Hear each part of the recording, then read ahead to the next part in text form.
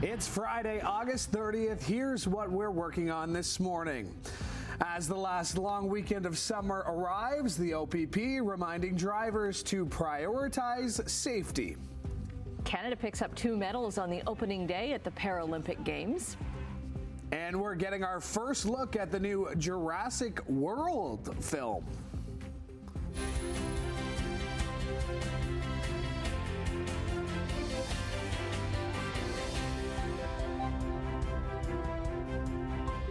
Good morning, and thank you for making us part of your morning. A bittersweet day for me here. Because it's my last day on the desk. It's not my last day like here, but it's my last day on the desk because Tim is back on Monday. Yes, Tim, which is weird. Like, you're gonna go on vacation, then you come back on Labor Day, but at least you didn't come back today for a random Friday. Yeah. But Brian and I know that Labor Day is never ever a holiday. Never a holiday. No, we're here. We'll be here Monday morning, bright and early, 6 o'clock. Yep. Went for a walk yesterday, Brian, and it was pleasant. Is the way to describe it, right? Yeah, I like that word, pleasant. It was pleasant. Yeah. Today, maybe on the hotter side of pleasant if I'm going for that walk. I think you're right. I think that we're going to climb today because yesterday we actually rounded it up to 20. We didn't quite even get to 20. We got to 19.8 yesterday, and that was it. So yeah, it was a below seasonal, we'll call it that. Today we're going to be above seasonal. It's going to get warm and it's going to get sticky. We're going to hit 29 degrees today, humidex of 37. So we'll start off the morning with some clouds, and then we'll see some sunshine as the day progresses. More sunshine. Actually, it's going to be fairly sunny as we continue right through the weekend. Sunday, there's a little chance of a shower. Otherwise, it looks like it's going to be a very nice sunny weekend to come, and we'll talk about the details coming up. Looking at traffic, how's Friday morning traffic? Well, usually it's a fair bit lighter. No problems here at the 403 and Waterdown Road. That's moving along nicely. To our MTO traffic cameras, Grays Road, Stony Creek, wide open, and pretty much that's the way it is. No problems across the top of the Burlington Skyway Bridge. Toronto bound towards us here east of 4th Line, heading into Oakville. So weather and traffic, as usual, we'll check that for you, and we'll.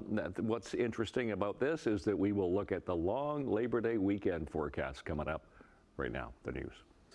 All right, and thank you, Brian. And yes, the last long weekend of the summer is upon us, and the Ontario Provincial Police are reminding drivers to keep safety top of mind. Simone Gavros joins us from the Information Centre in Grimsby this morning with more. Well, yes, the OPP typically focuses on different traffic campaigns each long weekend. Last time, earlier this month, their focus was on the Move Over law, and this time they're going to be focusing primarily on the Big Four. Now, that includes distracted driving, impaired driving, speeding, aggressive driving, and not wearing a seatbelt. The OPP say that as of mid-August, there have been 227 fatalities on OPP patrolled roads, many of which that could have been prevented. Many of the deaths were because of drivers not following the Big Four. 21 pedestrians and 6 cyclists were among those who were killed. Now, penalties for not following the Big Four come with some hefty fines and demerit points. For example, not wearing a seatbelt could lead to fines between $200 to $1,000, as well as 2 demerit points. So police will be out in full force monitoring the roadways to ensure everyone's safety this long weekend. Now, this morning, I'll be speaking to drivers here in Grimsby to hear more about what they're going to be doing on the roads, heading, whether they're going to the cottage this weekend or whatever their plans might be throughout the long weekend. But I'll also be speaking with OPP for more on what their safety plans are going to be for today. For now, something's back over to you, Annette.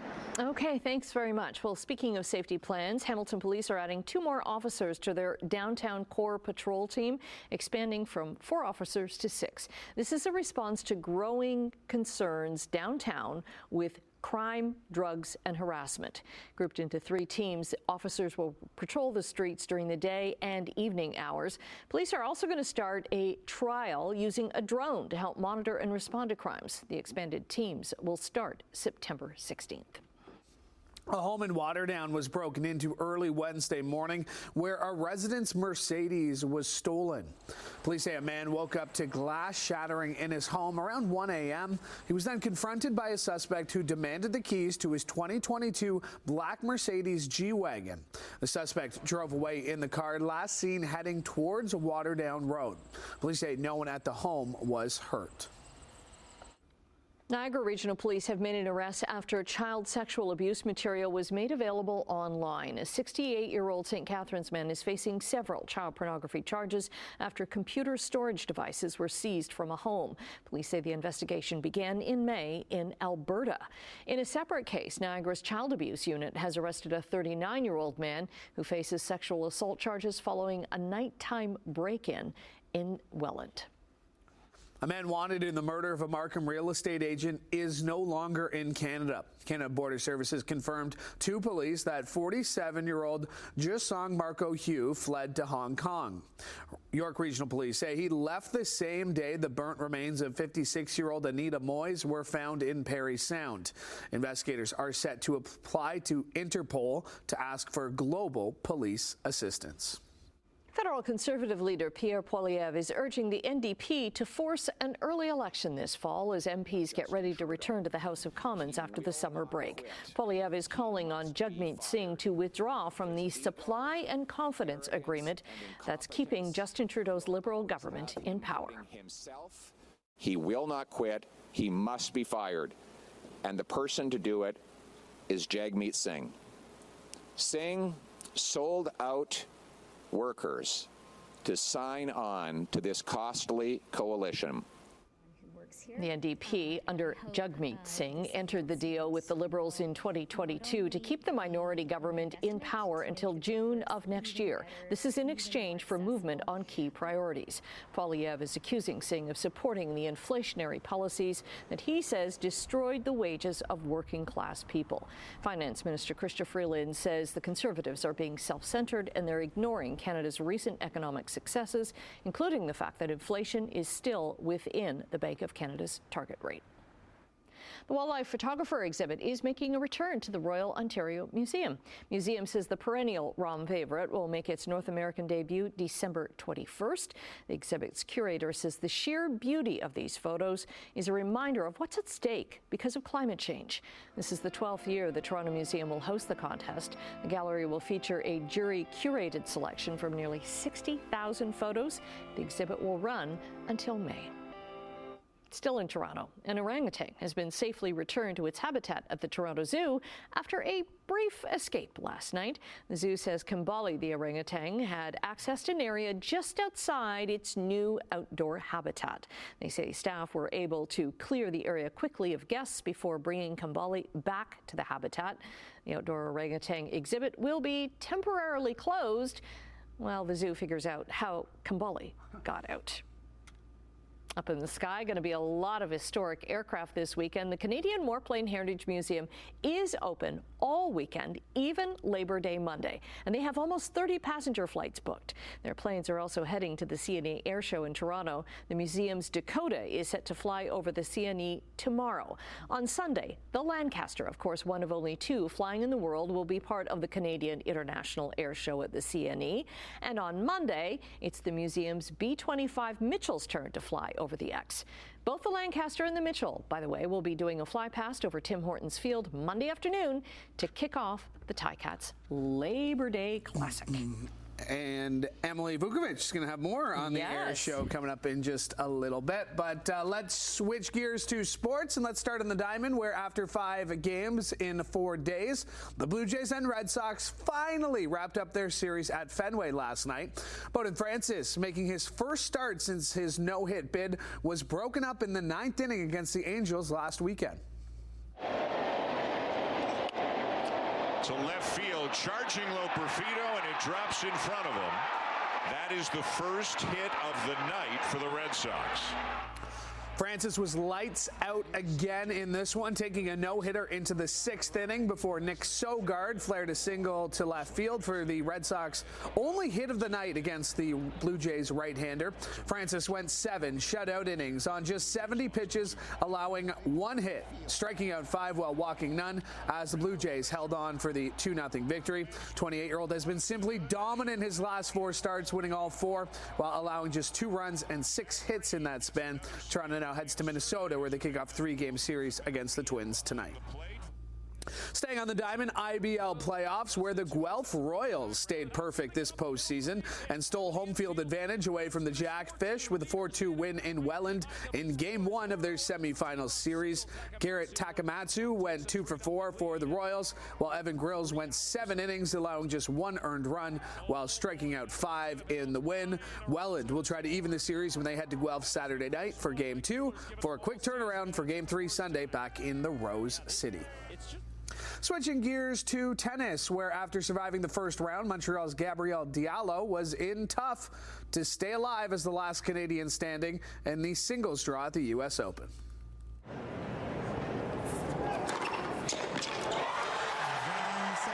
it's the biggest moment of young Gabriel Diallo's career so far. He is into the 3rd round of a Grand Slam for the very first time. The 22-year-old upset 24th seeded Arthur Fields in 4 sets to advance to the 3rd round at the year's final major. The 143rd ranked Diallo will now take on 14th seed American Tommy Paul in the 3rd round tomorrow. And that's it. One of the biggest upsets we've ever seen at this U.S. Open. 7-5, 6-4. Botic, Van der Zandschulp takes out Carlos Alcaraz in 3 straight sets. Elsewhere, Carlos Alcaraz's 15-match Grand Slam unbeaten run came to an end after falling in straight sets to Netherlands' Botic van de Zandschulp in a major upset of the Wimbledon and French Open champions. Checking in on the Paralympics in Paris, where Canada took home 2 medals in the first day of competition yesterday. Track cyclist Kate O'Brien put Canada on the board with a 3rd-place finish in the time trial. Meanwhile, Paris swimmer Arielle Rivard finished 3rd in the 50-meter freestyle later in the day. It was her 11th career podium appearance at the Paralympics. And the Tour Championship is Scottie Scheffler's to lose after starting the PGA's year-end tournament with a 2-stroke advantage. The world number 1 shot a 6 under 65 in the opening round at East Lake Golf Club. With the head start, he now leads by 7 shots, and that's the largest 18-hole lead as far back as PGA Tour records go. Scheffler hoping to take home the $25 million prize that comes with winning the final event of the season. Coming up on 13 minutes after 6 o'clock Friday, we made it 30th of August already into our long weekend. We'll talk about the forecast in a sec. First of all, looking at traffic, there's nothing in this area. When I say this area, Hamilton, Halton, Niagara. This is the 403 coming out of Hamilton. Our exclusive camera doing fine here. We'll go into St. Catharines and we'll check and see if there's anything going on. Here's the Garden City Skyway. Nope, not a lot going on. 40 rebound traffic heading away from us on that. Here's Grays Road, Stony Creek once again. No problems here east of Brant. We're just kind of going through some cameras here. East of Royal Windsor, nothing. Etobicoke Creek. There is one problem, but it's in Toronto. It's further afield. It's on the 401. Collector to Express. Transfer completely blocked there. And that's heading eastbound on the 401. That's all we got. So temperature at the moment, we're sitting at 14 degrees, cooler than we were yesterday morning. We do have a mainly clear sky. Winds are light. Relative humidity is still up there at 100%. How about the air quality risk for the day today? No problems, and still in the low risk category, even though we've come up a notch from 2 yesterday to 3 today. All we're watching is that frontal boundary. That's to the west of us. So today we're going to get some sun, but then later on tonight we'll get some increasing clouds. Overnight we could get a shower or a thunderstorm, but that's overnight. Tomorrow the skies will start to clear again, so we're back into sunshine for the day tomorrow.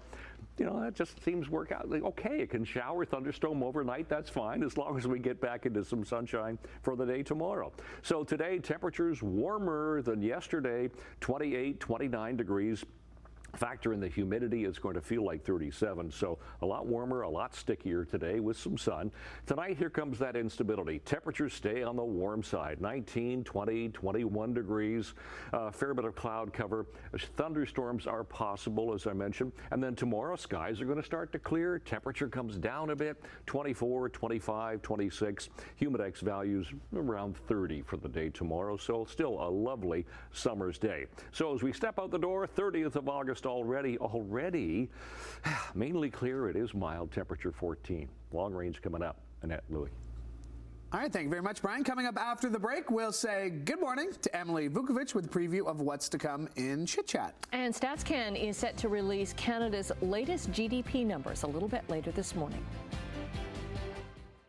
6:17 the time on this Friday morning, and let's say good morning to Emily Vukovic. Emily, what do you got coming up on the Chit Chat? Hi, good morning. Well, they have revealed the new title for the brand new Jurassic World movie. I didn't know the franchise was still a thing, but it is still a thing, and we will discuss. Getting big stars as well, right? Yeah, like really big stars. Okay, we're also going to be chatting about the new Saturday night featurette that has come out, talking about how they recreated the set to look just like it did back in the day. And Flavor Flav wants to be a torchbearer. We will discuss. Sorry, can you say it in the Flavor Flav voice, though? Flavor Flav! David, yep. What does he say? What's his tagline? Yo, boy! Yeah, boy! You need the giant clock, Flavor Flav. He did a show on like the MTV or well, he was big in the day. VH1? Yeah. He was big in the day, and then he disappeared, and then came back for reality TV. And that's how I remember him. I remember him as the reality TV star. Yeah, Annette and I and Brian, we know him as like heavy D. Brian knows him way back. They go way back. Way back. Yeah. Right, Brian? Brian's going who? Brian and Flavor Flav. Yeah, we go way back. That's the combo we needed. All right, thanks, Emily. We'll see you in a bit. All right, the Canadian dollar is up 6 basis points as we check business. It's trading overseas at 74.22 cents U.S.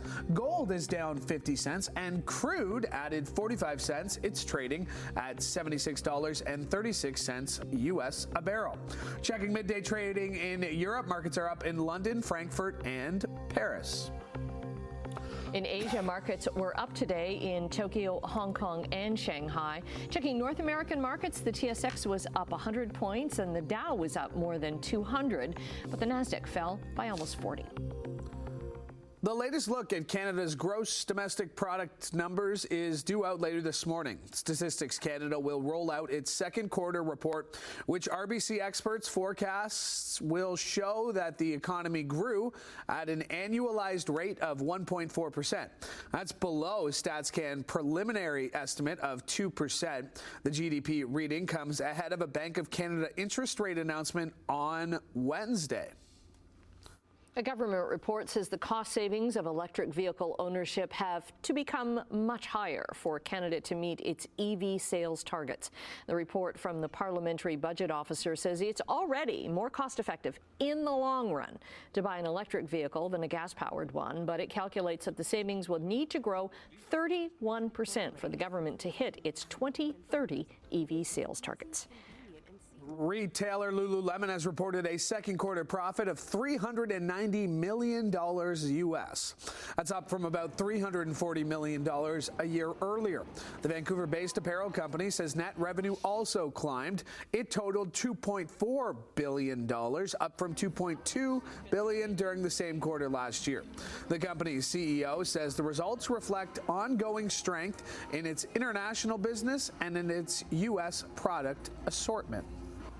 Brazil's Supreme Court justice has now sanctioned the local bank accounts of Elon Musk's Starlink as part of a growing feud. Starlink accused the judge of secretly issuing the order without due process. The justice also threatened to suspend X, which Musk also owns, if Musk didn't appoint a new legal rep and settle any outstanding fines in Brazil within 24 hours.